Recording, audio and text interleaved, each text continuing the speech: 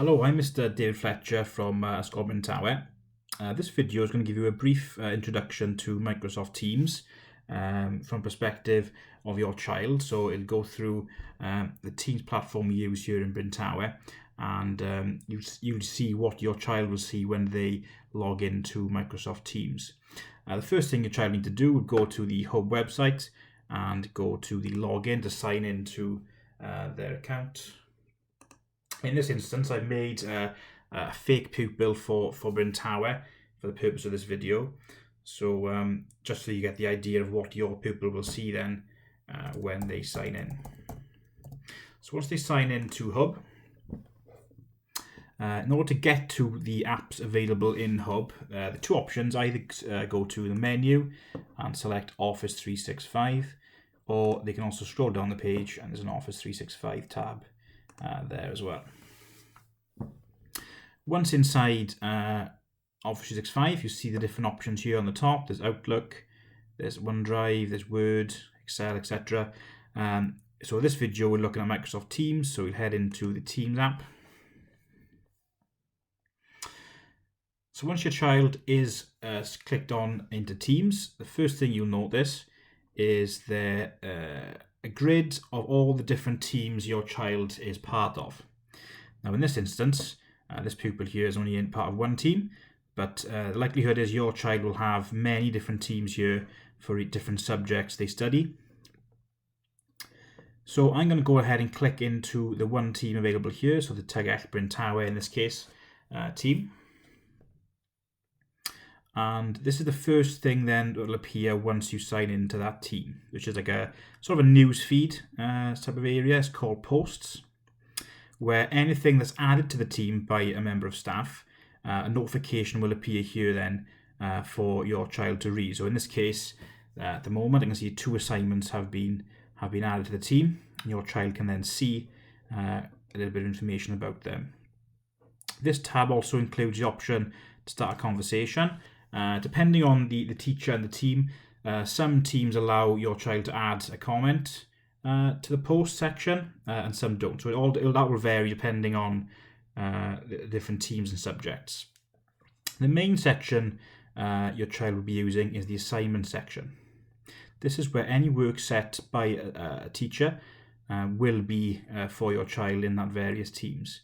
There are other sections like files, so possibly your subject teacher would put work in the file section. So this is a general storage area then for different reading materials or files.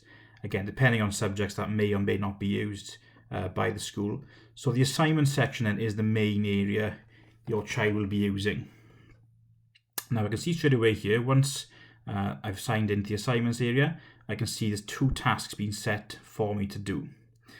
This area then says what the name of the task is, when it's due and what time, etc. So brief information about the task set. So to find out more information, I need to click into the assignment. So I'm going to click on the first one here. And this brings up really the main information then, what your child needs to do for a specific task. So I can see here again the basic information on the top. And now the teacher here is given a bit more instructions what to do. So your child needs to read the instructions carefully, read what they need to do for the task. In this instance, there's no point. Some assignment staff may give points for the assignment. There's nothing in this case, so it'll be assessed differently.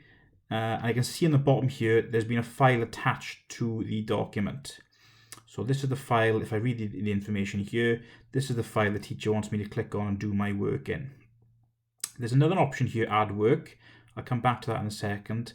So at the moment, we're going to click into the PowerPoint file attached here, and we're going to have a look at what we need to do to complete this task. So I've clicked into the PowerPoint template. That's for this task. It possibly could be an Excel template. It could be a Microsoft Word template, depending on the task given. And whatever type of file that is attached, that's what will open when your child clicks on the file. So in this case, we've got a PowerPoint file. And now your child would need to work through then the task, following the description carefully to complete the work.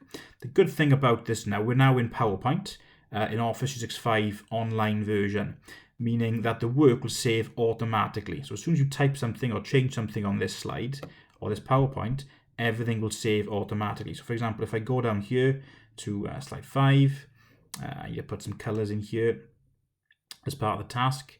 So if I were to change something here, say put some color in, you notice on the top then the work is saving and then save. So everything you do saves. So even if your child cannot finish the task in one go, whatever they complete in this now, it'll be saved automatically. So when they come back into it, it'll be in exactly the same place as they left it. So if you want your child to work through the work, neither in the specific task, if they're happy to hand the work in to their teacher, they need to press on the close button. This takes them back into the assignment, and if they're happy to finish with the work, they need to press hand in order for the staff member to see the work is finished and be able to mark the work. There we are, little GIF appears there, and it just says on the top then when the work was handed in to the teacher.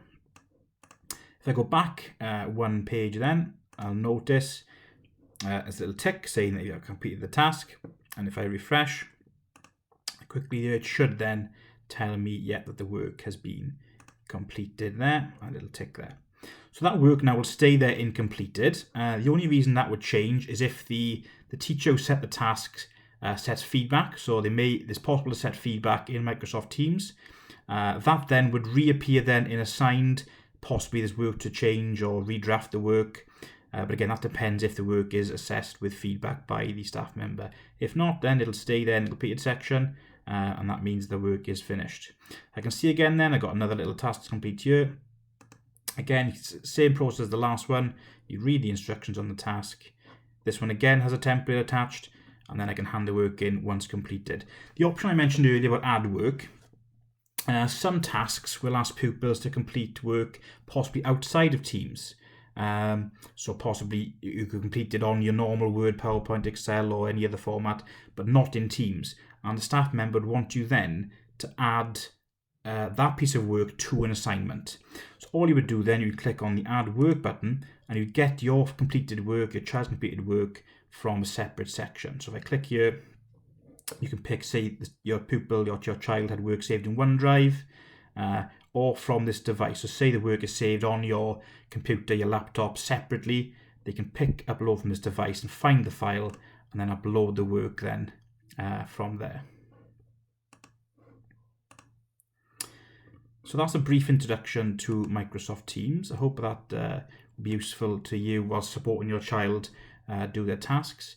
Any questions, please contact the school, contact myself at the school, Fletcher D17@hubcymru.net, and I'll get back to you as soon as I can with any assistance. Thank you.